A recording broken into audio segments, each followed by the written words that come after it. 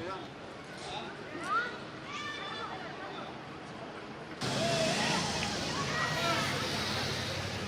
פה גורמי חירום אזרחיים, מד"א, כיבוי בדרך כלל זהירים. شايفين الخيل؟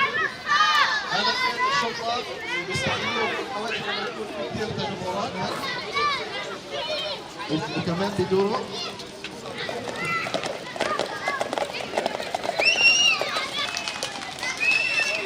يلا شباب الكل على الكراسي. هذا الكلب اولاد مخصص في البحث عن الاولاد المفقودين اللي بيضيعوا.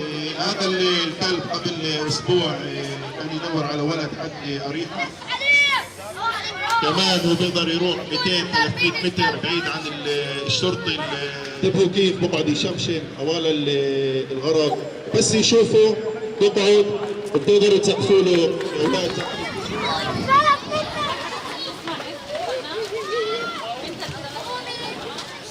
المطار تبع الشرطه اذا في حدا انه في المطار بيقدر يوصل اسرع يساعد الناس، او اذا في حدا طرق بيقدر يوصل ويساعد او يفتح ازمات او ينقذ الناس على السريع.